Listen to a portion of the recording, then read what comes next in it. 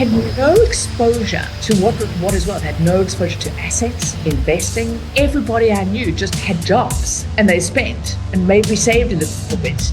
And so that's what I started doing. And I thought, okay, I really want to, have a place in the bush. I want to travel. I want to do great things. I picked up a liability in the form of a husband as well.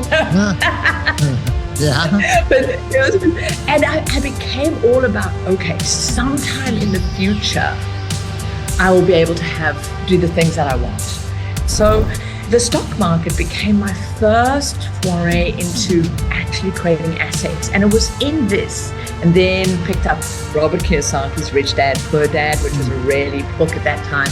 It was the first time, despite having a postgraduate degree in engineering, a postgraduate degree in business management, I'd never actually been taught about money. Ann Wilson, she's in South Africa. She's showing me the video. She took her laptop and she like shifted it over to the outside. She's got this amazing 8-foot high tub that lines up to the house with cobblestone. And she said the giraffes were here like a little while ago. The elephants, you said something about elephants. Do elephants go up to that hot tub and drink out of it?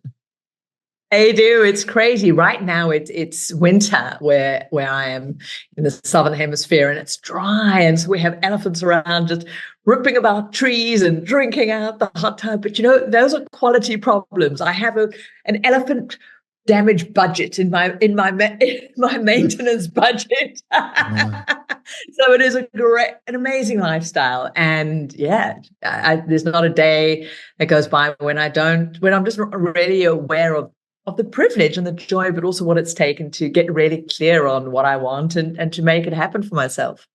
It's a really interesting place that you live. I could see it in the background, lots of windows, modern house, but then it has some antiques in it, but it's got that, was it a cement floor that's all shined up? And it's a really beautiful stone, wood, rafter, and then the contrast of outside with the modern, because it's definitely what you've seen Africa look like. It's beautiful. It's great. Let's go back to your origin. Let's go back to, did you grow up in Africa? Tell us about your mom and dad, what they do for a living. Tell us about yourself in the beginning. So Michael, I am South African, despite this weird accent, although you might not pick it up because I've ended up living all over. But I was born in South Africa to a very average, let's call it middle-class family, where dad worked really hard to try and look after the clan. I'm number 5 of 6 kids. They didn't have TV. It didn't quite work out what was causing the problem, so they kept popping out. But, I joke about that. But it was a very typical family dynamic where mum looked after the kids. And when it came to just the model was study, get a good job, work hard, very much education focus, and then you would be okay. Certainly when we come to money and wealth, I realized looking back some really funky elements, the nouveau wealth, how you made money. There was almost shame around money. There was shame around not having money. It was, well, work hard and you would be okay. And so, and I also grew up in South Africa at the height of apartheid. And so I got to see this messed up world of, just by the nature of your color of your skin or what your ethnic identity being blocked from areas, but also in the other side of it, that just being born a white South African, the shame, the guilt, what did that mean? Why me? And this complexity of just broad unfairness and the ripples of that. So that became a lot of, I think, an element for me of that kind of freedom fighter energy. So I got quite involved in the anti-apartheid movement when I went to university. So that's where I come from. That's my root. I'm very African, but then ended up living all over the world. But I've ended up back here in this land where there's just this privilege of wildlife and craziness, and it's very alive. Off the bat, couple things. First of all, just a side note, all my friends from South Africa, always happy people. I don't know what it is. I mean, even like my friend who was a nightclub promoter, DK, his dad was a diamond dealer because they got a lot of diamond, yes. And he'd be hundreds of people outside of the club, hundreds of people in.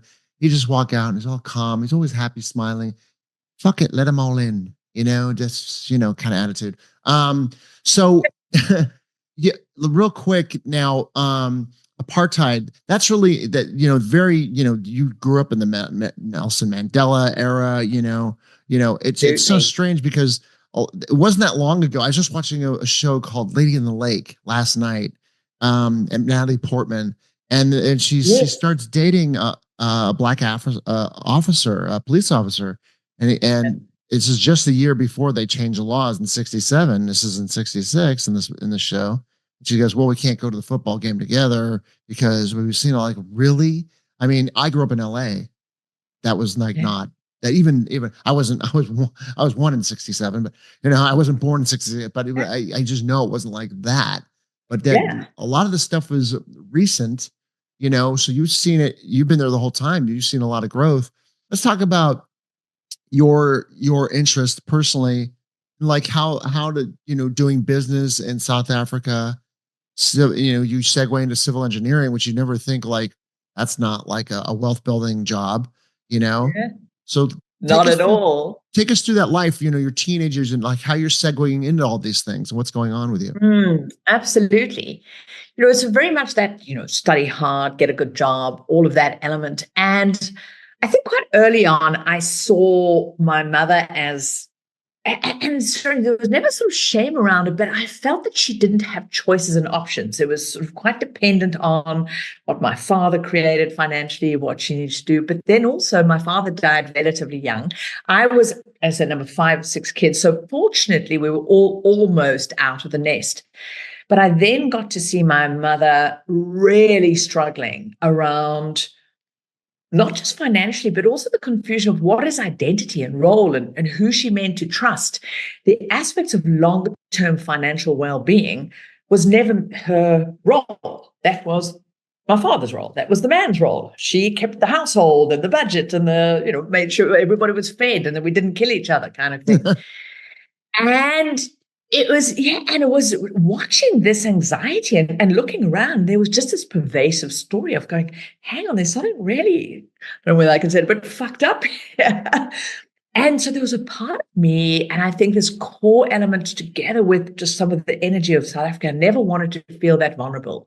And so that's why I decided to do civil engineering. I didn't give a shit how a piece of steel bent, but I thought men had their stuff together when it came to money. They somehow seemed to have more freedom, more choice. And, my father was the earner. I thought, okay, well, I'll be like the men, because that was just the story. I never wanted to have to be that dependent and then be left that vulnerable.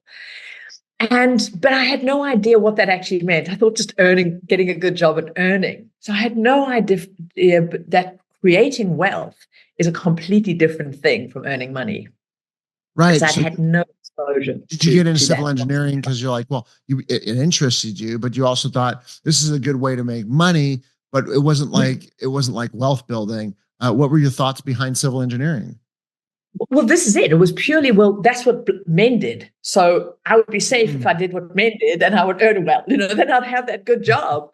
It was nothing about what did I want to do, enjoy. That was not a part. I thought I would be safe if I did that. I could then look after myself because I had no idea about wealth building. There was such a disassociation in a way growing up around money. You just earned it and then hoped like hell the rest of it went, but we didn't speak about it. I'd had no exposure to anyone investing. And so that's where, let's say, my money journey started, but a very different from a wealth journey. And like many people, I just started working, thinking this is what it means to be successful. Quickly, my lifestyle went up the more I earned, but also I quickly went into debt because that's also what everybody did. You got the car loan, the home loan, all of these things.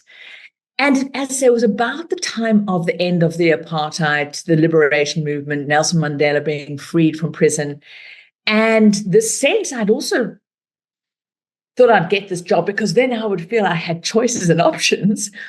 But the very opposite felt true because now I was working for everybody else, not me, to pay off the debts. And that I felt very vulnerable. I felt stupid. Like, how can I be in this position where I had no money left at the end of every month because it was just doing this stuff. And so it was there that I started going, hang on, there's something else going on here. The drive for me was never initially to create wealth. I wanted security. I wanted independence. Right. I didn't even really know, there was, the rich aspect, maybe some nice things, but at its core, I just never wanted to be dependent on somebody else. But that dependency, I had no idea where to go. So, making the story a little bit shorter, I went, okay, being in consumer debt's not it. And I'm very grateful that there's some kind of energy. I've been able to almost gamify goals in a way where I went, okay, this path isn't working. So I'm going to get rid of this debt. And how do I do it as quickly as possible and not let it define me, actually define the freedom that I felt that would give me, which really helped me do quite radical things, at the height of that time. So that was the early 90s in South Africa. Certainly a young white blonde chick didn't catch minibus taxis. So this is the form of public transport, which was predominantly your poor Black people. That was the means of getting around. Went, well, to hell with that. I'm getting rid of my car that I own debt on. I'm going to be catching minibus taxis and this and that as a sort of element to say my life was worth more than that. But again, I had no clue about wealth. So I got out of debt, and then that gave me some freedom. And I managed to get a job in Hong Kong. Well, I actually traveled around because now I had choices. I wasn't bogged down by these debts. I managed to save a bit, traveled. I got to Hong Kong and went, this is quite a cool place. Let's see if I could get a job. And I did. And suddenly now more money was flowing in. So I thought, okay, now I've got it sorted. I'm earning even better. I'll stay out of debt. But the concept of wealth creation was so foreign.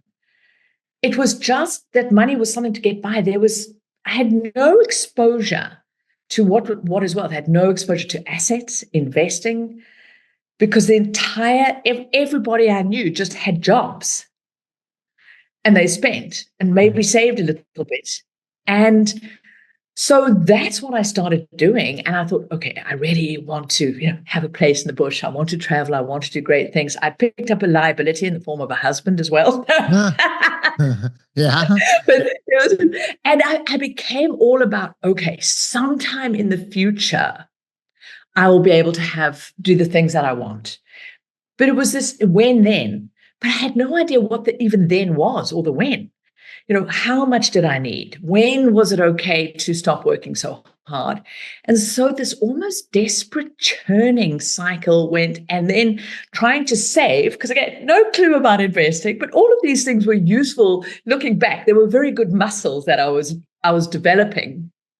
Staying out of debt, learning how to save, keep some of what I made, but no clue what was actually going to be the liberation thing. And so it all just blew up in a big, messy money drama. It just became miserable. I became miserable. Everything was about what we couldn't do. And so the marriage blew up. The money walked out the door with the marriage. And then I went, okay. And I'm very grateful, Mike, because something in me there's this resilient energy, and to go, okay.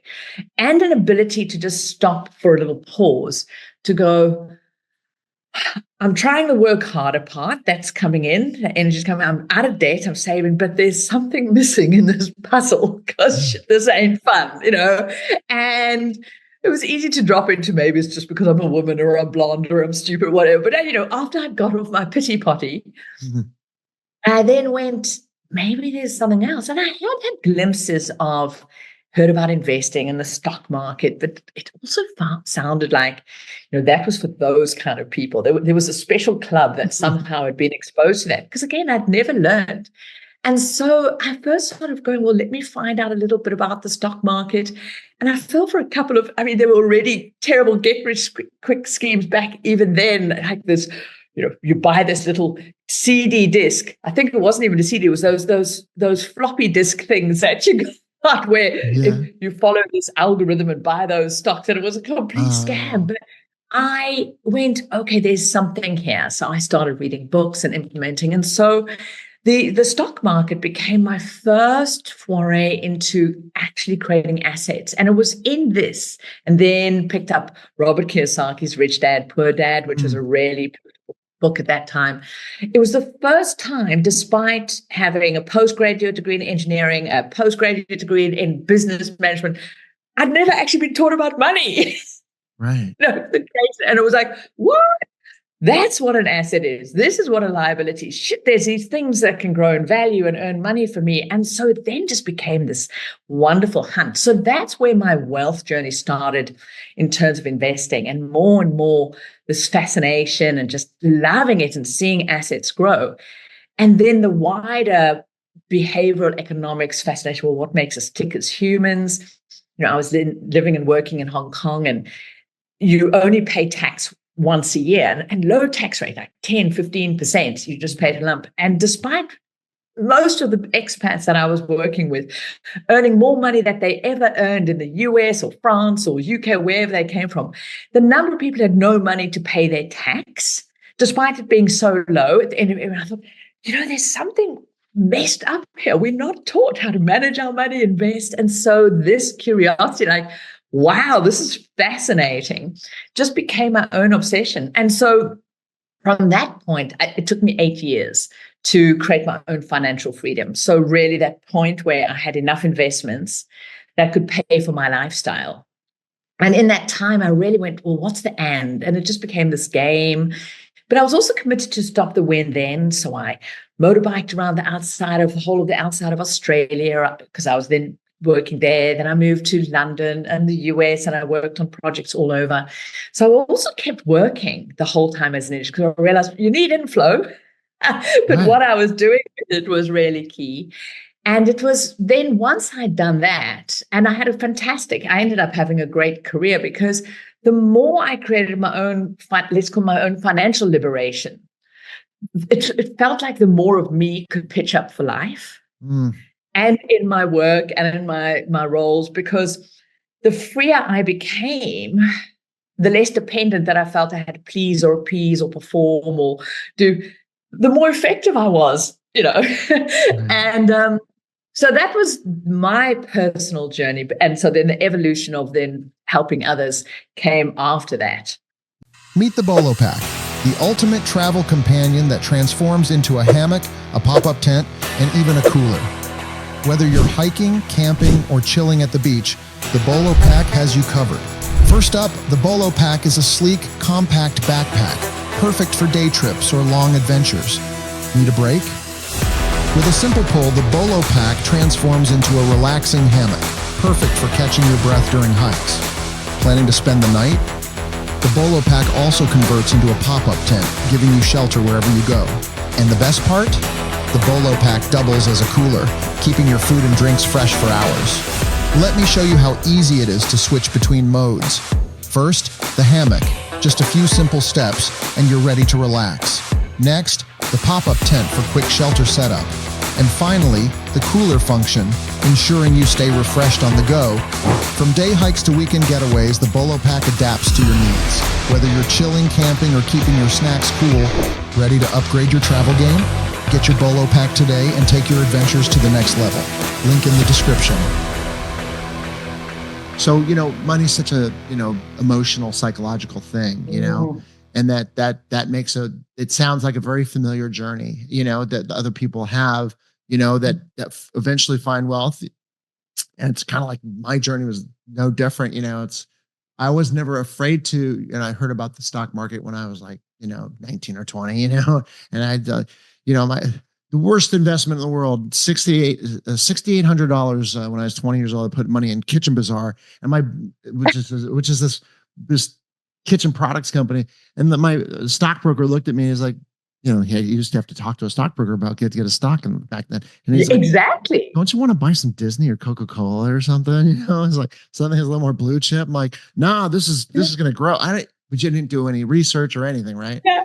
Let's talk about the nuts and bolts of like what you started to do, because the way you discovered, okay, live a little bit below your means. Okay. Yeah. Less liability, so we can have a upward trajectory between left to right, and then start to invest. If you're listening to Kawasaki, you say, okay, we're going to have a little bit of, real estate. And then also you're going to, and as far as the stock market, what were the dynamics? Let's start there. Let's get into real estate, and then about money management. Let's get the nuts and bolts in this, because people listening go, I want to know what she did. How did she grow wealth? So, index funds, very, 12, 13%, recurring. That's always nice and safe. What happened? What be going to make bigger strides? What did that look like for you? What did your stock journey look like as far as the stock market is concerned? Absolutely. So I'm deeply grateful that I stumbled onto good old John Bogle and index trackers very early, because I did initially, I was like this octopus on roller skates, taking a shitload of action, but going nowhere, thinking, do this strategy. And I tried options and trading, but something also went, there's this consistent, regular investing in low-cost index tracker funds. And whilst I was doing a lot of activity here, these things were just steadily building up. So there was this, there's a nice irony, that consistency. So there was a part of me that went, okay, try these things. And then actually looking at results. So very quickly, I realized, there is some magic in this. Put money in. And I realized I needed to protect my money from me. I've got a gambler energy. I love to sort of chase things a bit like, that complexity. Yet there's a part going, okay, let this just work. You can't fiddle with it. Developed a strong set of rules around no touching. You can't access those kind of things. And so I started with those index funds coming up. And then I went, okay, great, that's moving, but I want to accelerate that. So what are my options? Well, leverage, borrowing. And obviously real estate is one of the easiest asset classes. So I'd actually moved to Australia. I was working on a project down there. So I thought, great, I'm going to keep doing this stock market thing. And there was the odd individual shares that I dabbled in, but generally the good old index trackers, if I'm completely honest, was doing way better than any of the dabble kind of stuff. But real estate became a fantastic way for me to then put that energy of more active investing in place. And I went, okay, there are income strategies, and I really researched income strategies versus capital strategies.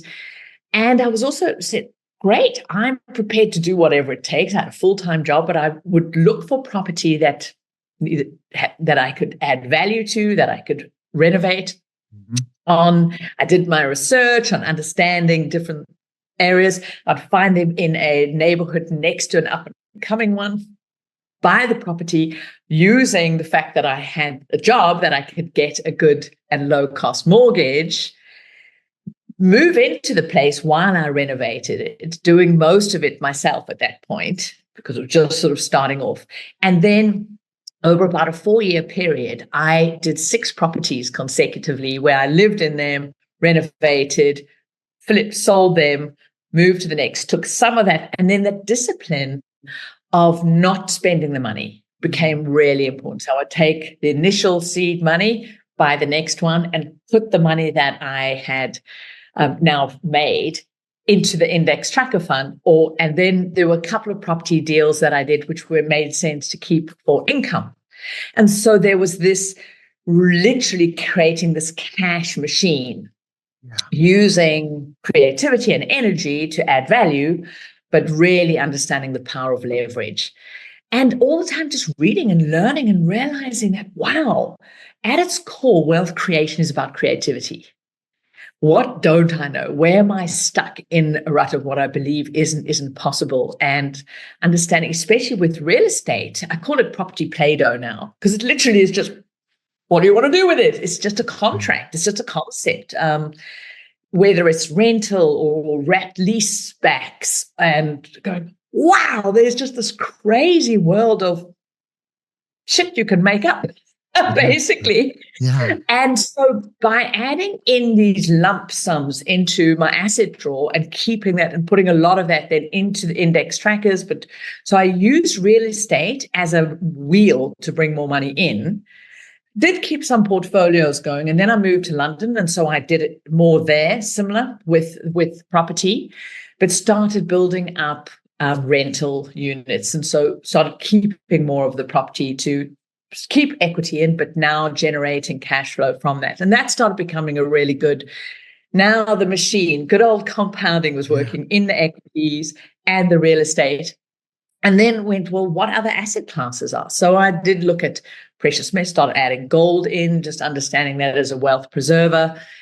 And then low fixed income asset classes. So discovered things like structured notes. And there was enough capital now to do a little bit more complex deals. And then it was, so I actually achieved my financial freedom with real estate and equities predominantly. That was where it started.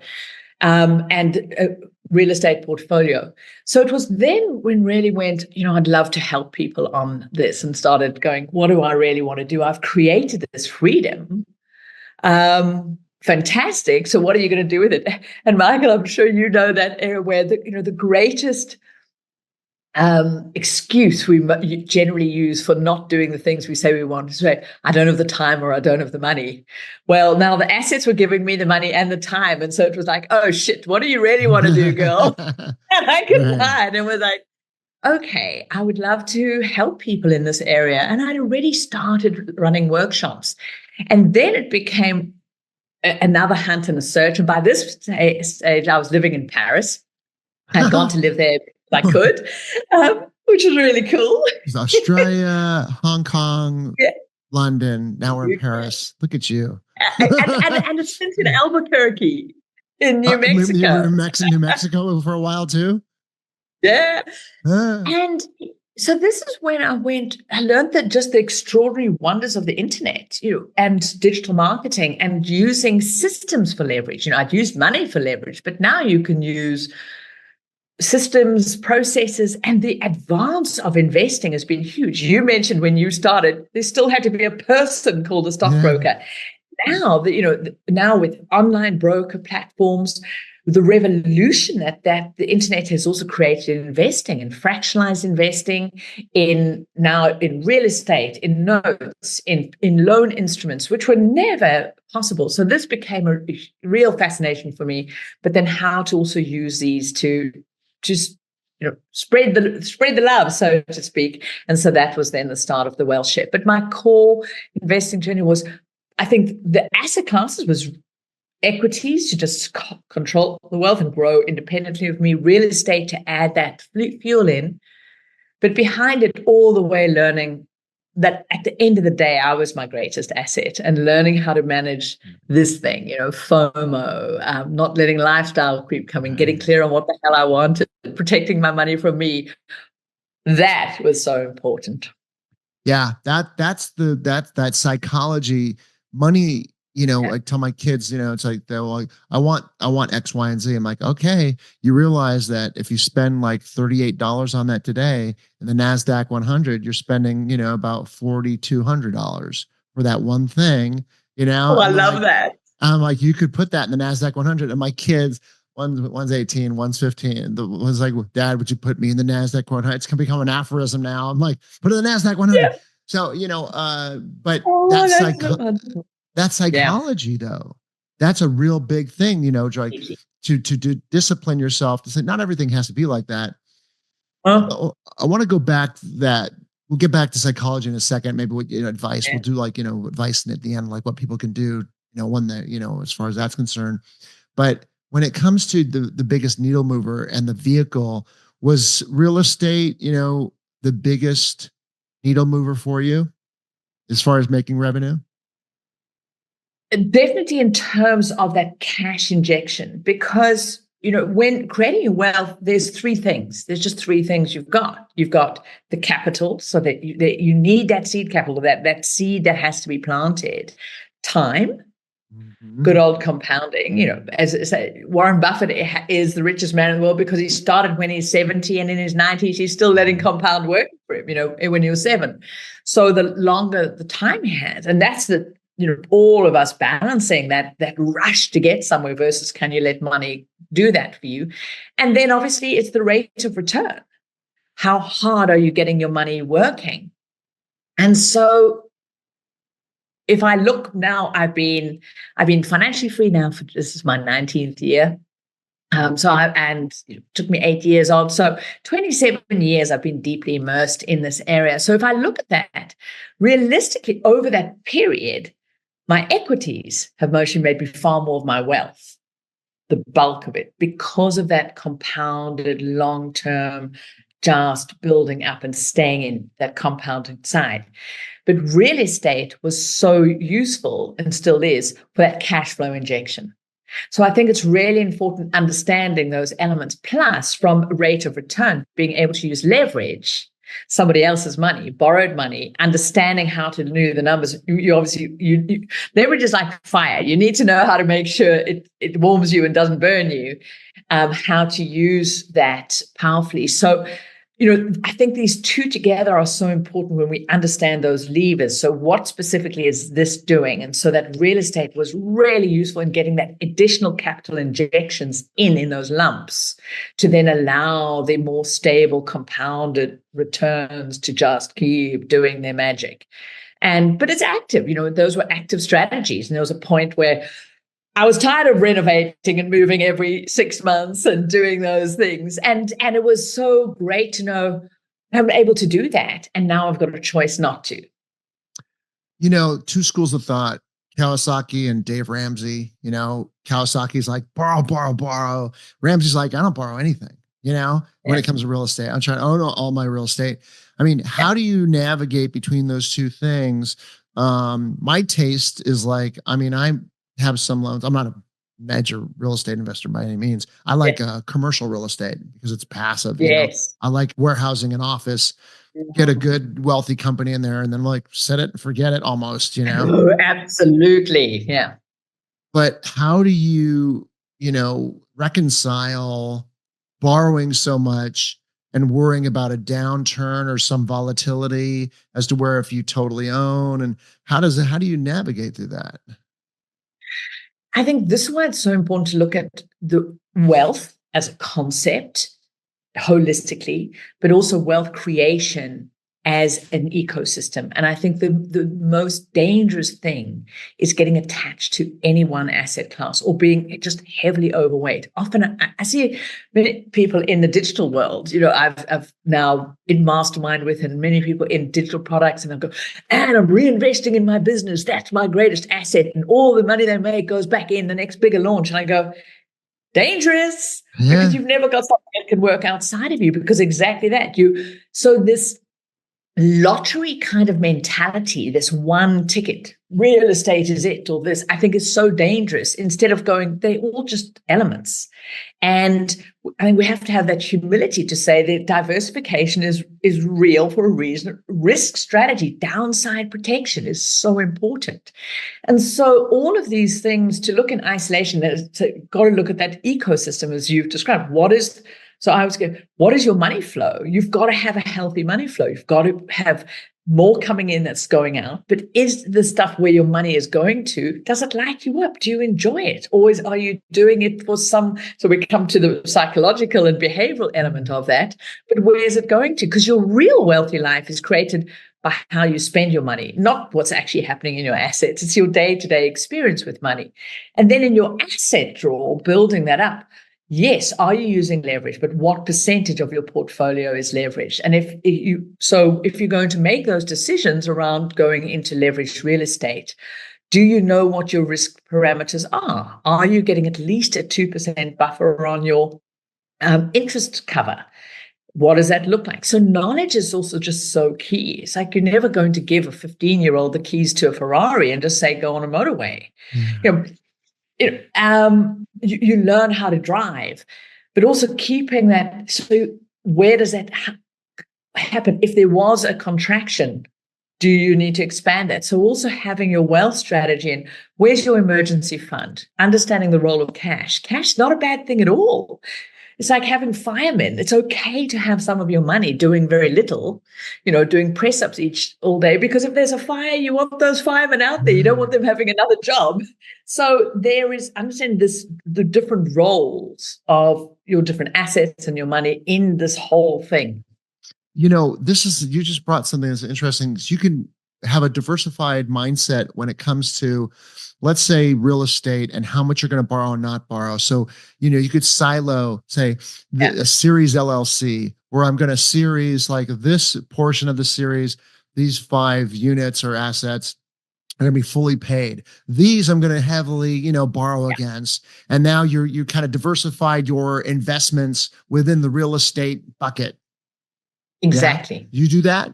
Absolutely. Hugely. Because again, from a leverage aspect, but a risk aspect, people go, oh, well, I'll just have one property that I'll rent out. It's easier to manage. And I'll do that. I'll go, no, your return is going to be lower, because actually having a portfolio of smaller units is going to give you a better return. So first, understand your yield, what you're trying to do, but from a risk aspect, from voids, from issues with tenants, from side, you want a whole bunch of eggs, never that one egg in every asset class. So that's why I love index trackers, because without even thinking, you get fantastic diversification across sectors, across geographic zones in a single index tracker, as you say, the NASDAQ 100, or if you just chose a global world index, well, hell, you've got that diversification done for you, but absolutely in your real estate.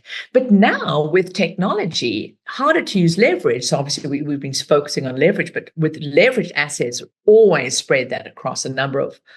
But with real estate now, you could go into real estate in the form of a REIT, really great, or now with fractional investing sites where you can own and pick your portfolios together. You can't leverage those.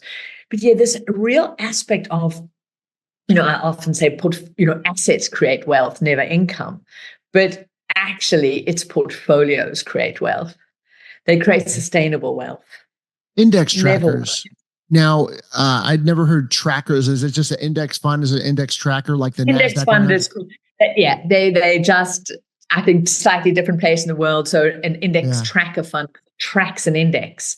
Yeah. So fund mirrors or tracks a specific index, whether it's the S&P 500. Yeah. So index funds. Right.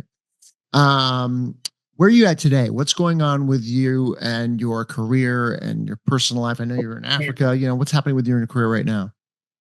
Yeah. So really interesting in that, I mentioned the time it took me to get financially free, and then the time I've been financially free, because a key thing was also realizing there's one set of skills to create wealth. There's another set of skills to stay wealthy. And a lot of people are like, what are you also looking at in terms of shifting portfolio? And also, how do you feed off your assets is a huge, really key thing. How do you make that sustainable? Now you're maybe not earning from a business or a company. So where am I at now is from a lifestyle aspect, my assets continue to grow, my net worth continues to grow, and my lifestyle doesn't go up in cost with it, because a key part of my journey was realizing that the way I choose to live should not be dependent on what I earn. Now, of course, there's a dependency, but a huge aspect was breaking this, just because you've got this amount of money, your lifestyle should match it, in this kind of break-even mindset, and going, well, no. What brings me joy? How do I love to live? And so now a significant portion of my wealth creation is around contributing to anti-poaching and conservation and environmental elements, because that's just hugely important to me. And just making sure that our next generation actually has some wildlife and these extraordinary, that they get to see that. So some of the drivers have shifted for me. Initially, the driver was just for me to feel safe and secure. Then it was for me to feel I could live the life I want. And then now the contribution element, but it still just lights me up. And I think when we can keep allowing our why and our focus to expand and shift, but money is always in service of something. It's never an end in and of itself. And then I love the work that I do with the Wealth Chef. It's just such a privilege and a joy to help people around the world manage get into right relationship with money, how to manage it, how to get out of debt, how to invest it. And I do that through digital programs. Again, isn't the internet amazing? So I also love the business of the business. I guess there's an element of the engineer in me. How do you put together this thing and deliver that? And this is where I'm at the moment. And a lot of the inquiry that I spend my time on now, the reading, There's a lot more the inner game, the emotional game, the behavioral economics of what makes us tick, why do we do the things, the neuroscience, but also the more esoteric conversation around what is enough. So I'm busy working on and researching for my next book, which is on the concept of enough, and enough as a liberation, not as a, oh, settling for small. That there's a beautiful quote that I read, the opposite of scarcity is not an abundance. The opposite of scarcity is enough. Wow. When we feel there is enough, that there's enough, we're enough, what is enough, that we can stop that churn. So that's what I'm exploring now. That's nice. Yeah, you're exploring, the why of giving yourself purpose. The Japanese call that ikigai, and that keeps the lifeblood of the engine moving, and also feeling like you're enough. Jim Carrey just spoke last year. He was talking about they're going to act again. He goes, I don't know. I don't think so. He's like, I think I'm enough now. I think I have enough. I think I am enough. That's like, wow, what a great place to be in. Oh, I'm going to go. Oh man, thanks for sharing that. I hadn't realized. It's really great. His journey is so interesting as far as a performer, because Hollywood can be so, it's not there's nothing wrong with the orange groves in Hollywood and LA. It's the mentality and that happens with that. And then it's like, he's like, the egos of en masse and all that. Yeah. He's like, no, I'm enough. I'm good. It's, wow, what a great place. And that is that, wow. And just from that lens and going, wow, really exploring this concept of freedom, that there's this liberation to be able to have resources. And there's no part of me is ever going to be one of those like, oh, just be above it. Money doesn't matter. Shit, money matters. I love living in Africa because it reminds me every friggin' day what a privilege it is to be able to work, the toughness of the have-nots. Being able to have money is a friggin' privilege, and then being able to direct it. And then what is above that? And well, not even above that, what's beyond or outside of that? It's not an either or. One thing though, and I tell this to my kids all the time, and I don't think your personality has changed. Most people that are successful, I'm not just talking about wealth, but in success in general, most, not all, because you could always say, what about? But most people that have a heavy amount of gratitude, and say, well, they have gratitude because they're wealthy. No, they're probably wealthy because they live a life of gratitude, and everything else is inertia behind that, because that's a lifeblood of the engine. You seem like that. You're like that person. You've put it so beautifully. And I know that when I can remember and come back into that, everything else is just so much easier. And when I remember I get to do this, I don't have to. Right. It's that you just put it so beautifully. And I really do, I think money is just a magnifier. It's just an energy which we can create. And I do believe from whence we come, when we're seeking something to try and make us already enough, that outside of ourselves, there'll never be enough. And that if there's either from deep fear or greed, in those primary drivers, or trying to validate success and be validated externally, versus this constant journey of, as you put, so Jim Carrey said, well, I'm ready enough. I was born enough. I was given this gift of life. So what do we want to do? An energy of what wants to come through me.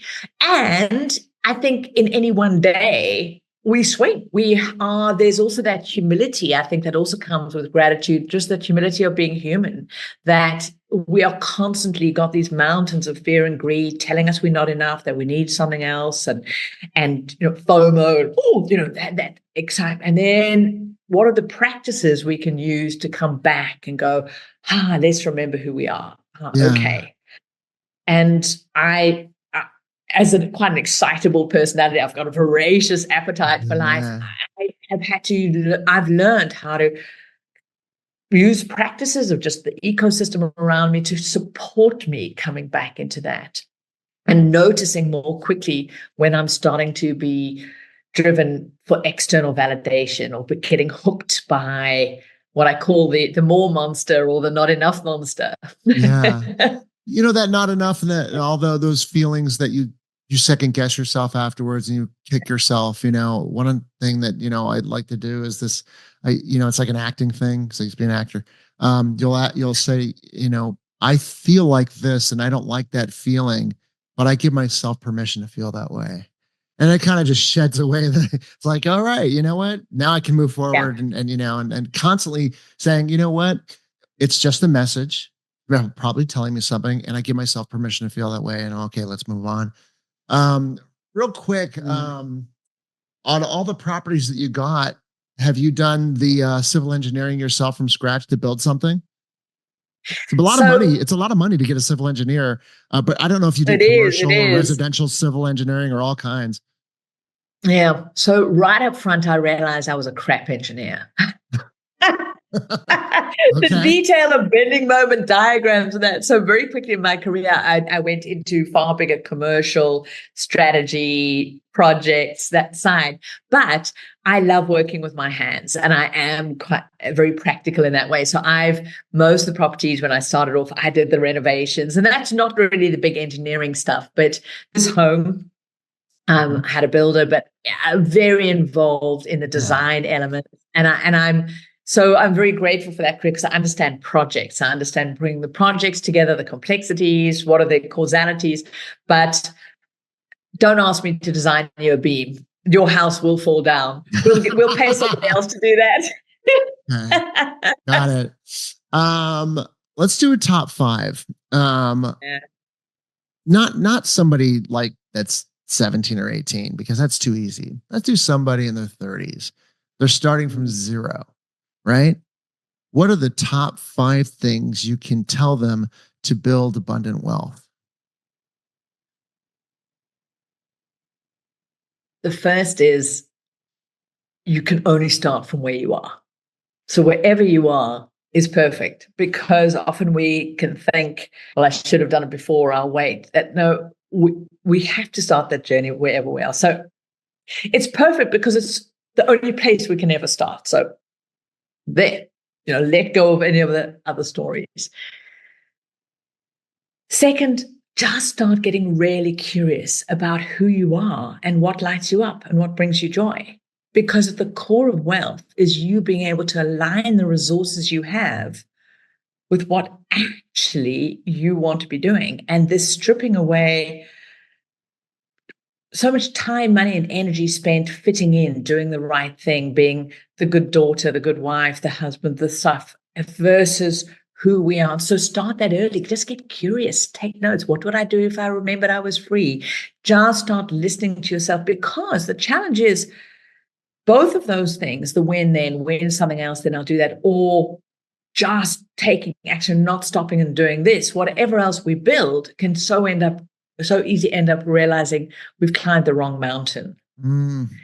And the more we're able to say, well, what I know now for myself, and having worked with thousands of people, the more we can get really clear on what we actually want, what the bleep we want, and how to then direct our time, our money, and energy at that, the less we actually need, because so much of our life is squandered on the stuff that we don't need. So when we can eliminate those, and we get that real essentialism is key. So then the third is then get a grip on your money. So don't be afraid of it.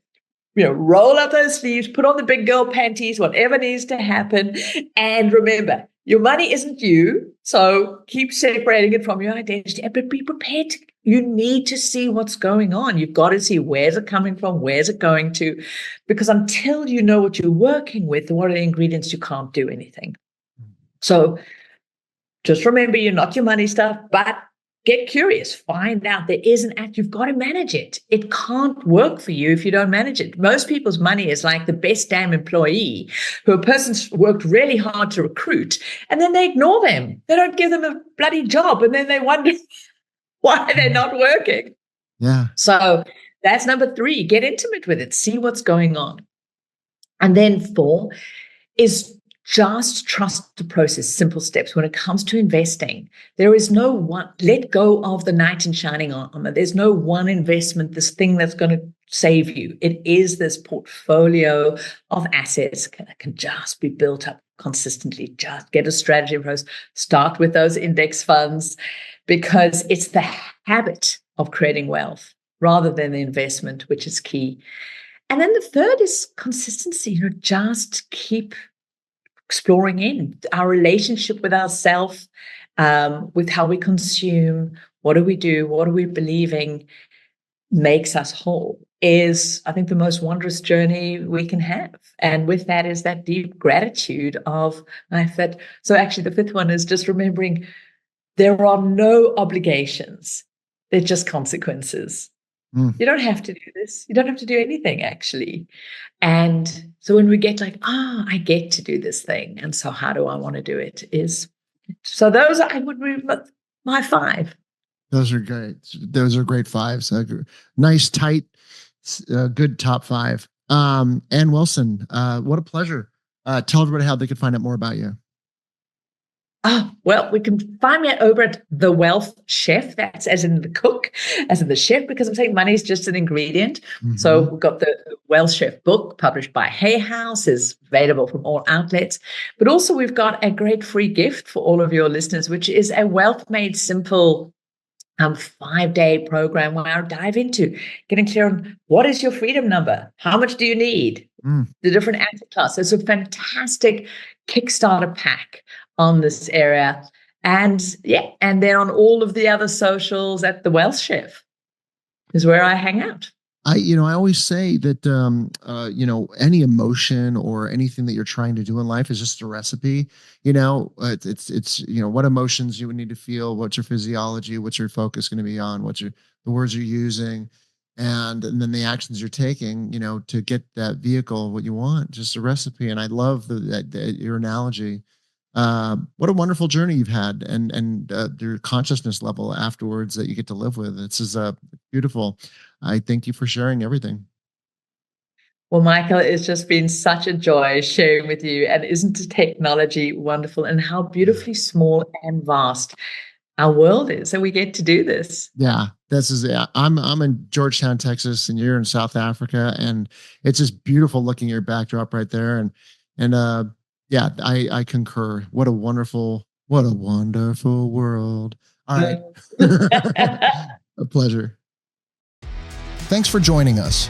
Gear up for your next adventure and head over to bolotour.com to check out the amazing Bolo Pack and their other innovative outdoor gear.